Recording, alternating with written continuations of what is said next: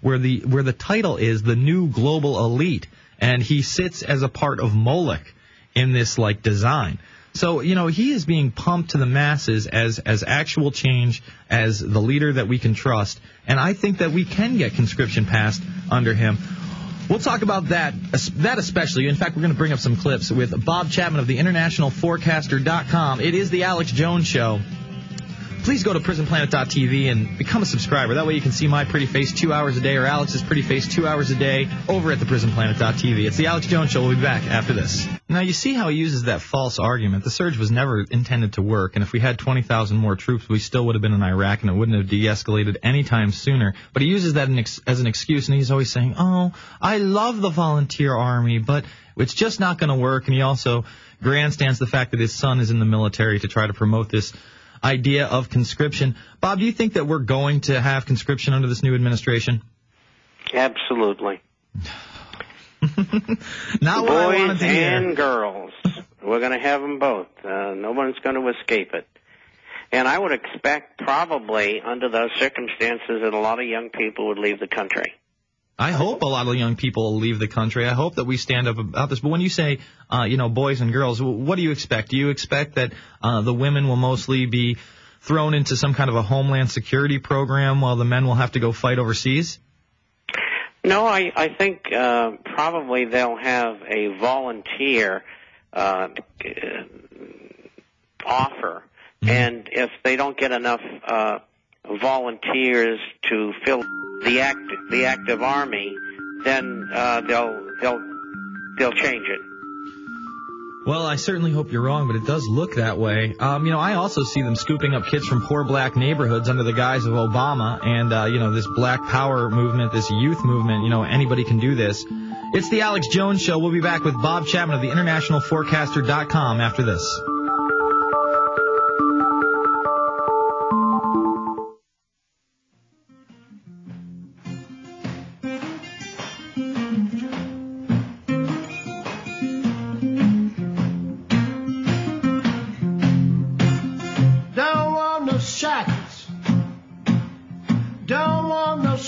On me. That's right. Sing it, Jimmy. Don't want no shackles. Don't want no shackles on me. That's right. I don't want any shackles on me, whether they be physical shackles or shackles of the mind. With Big Brother. Don't like those RFIDs. No, sir.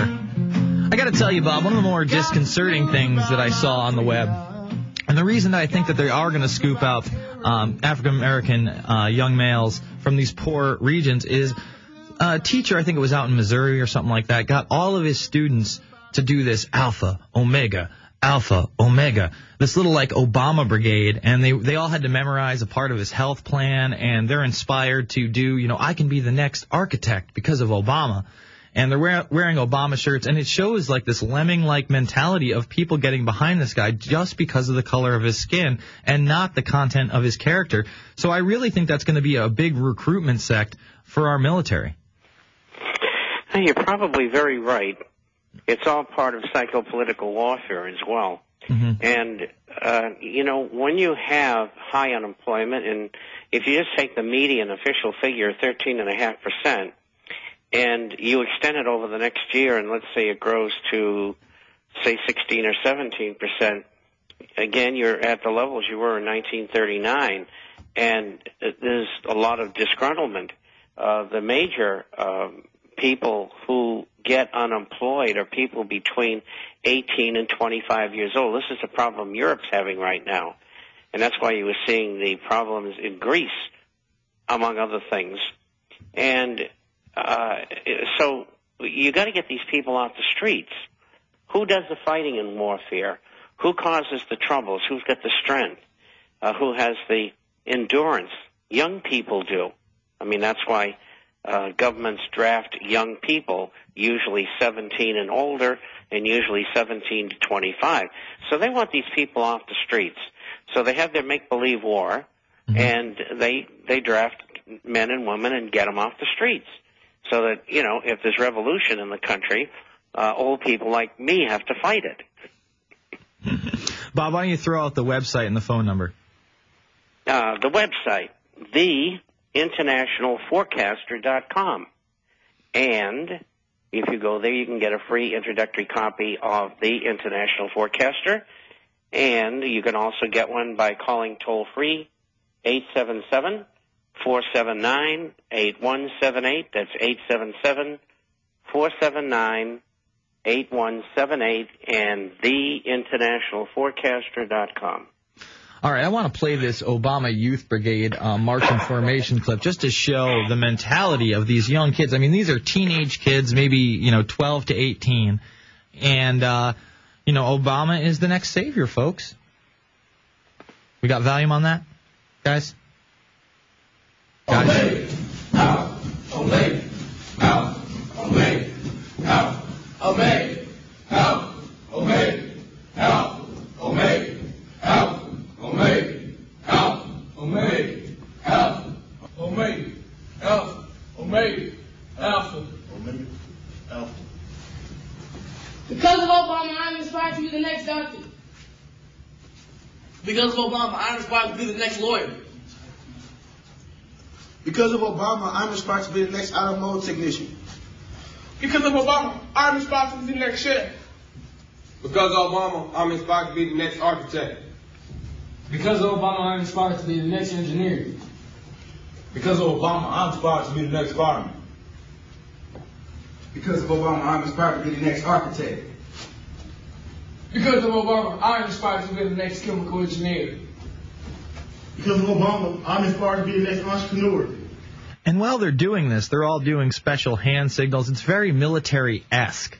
And how about because of yourself, you want to be the next engineer? Because of pride in yourself, you want to be the next architect. And why are you worshiping someone who's unproven? Why are you worshiping a state senator up until 2004 who gives a keynote speech, gets into the actual Senate for the first time in 2004, and then less than 4 years later in 2007, really less than 3 years later, he announces his candidacy for presidency and wins? It seems a little fishy, doesn't it, Bob?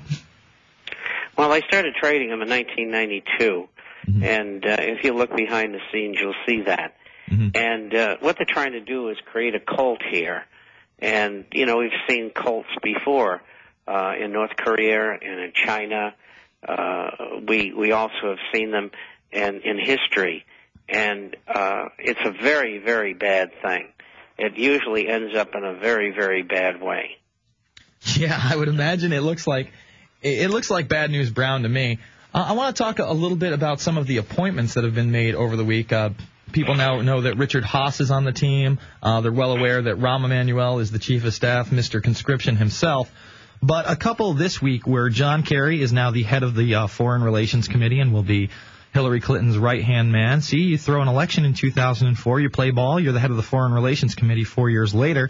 And Obama has also named as his global climate czar, or his global warming czar, Carol M. Browner, one of the 14 leaders of the socialist group's Commission for a Sustainable World Society, which openly is calling for global governance and basically regulating you through a carbon tax. Isn't that delicious? I mean, these two appointments should raise red flags all over the place. Well, and they have to people who look and think and read, but it's always, that group that absorbs everything that's going on. And then you have the rest of the people. And half the people in America, at least, don't know what's going on, don't care to know what's going on. And somebody said to me the other day, one of the programs, well, what do you do? I said, well, the only thing you can do is use them as shields. And but what more do they expect? They think this is all going to go away. They don't understand fascism, socialism, communism, nor do they want to. They just hope that they can get their belly filled and go to the football games and things like that, and that's all they care about. So the other half of the people who are left, probably 10 to 15%, will really carry the ball. And I think because we've been robbed of representation in our government, and we're going to have high unemployment, and even if we have a draft, there's going to be terrible social problems in America. I have to agree there. And you mentioned the football game. For the first time ever, ESPN is going to show the presidential inauguration. That's how important Obama is. So the sports networks are even going to be covering Obama. And, you know, when I saw this article yesterday, it didn't really surprise me because, you know, a couple months back, even before he had been elected president, I was sitting down watching SportsCenter with my friend, and Obama's face, you know, popped up on the screen. I'm like, well, why is Obama on SportsCenter? And the guy's like, oh, you didn't hear? He's for a college football playoff. So ESPN has really been supporting him. And I'm thinking to myself, man, you know, as a sports fan, I've always wanted a college football playoff. So he really is playing to the bread and circus commoner.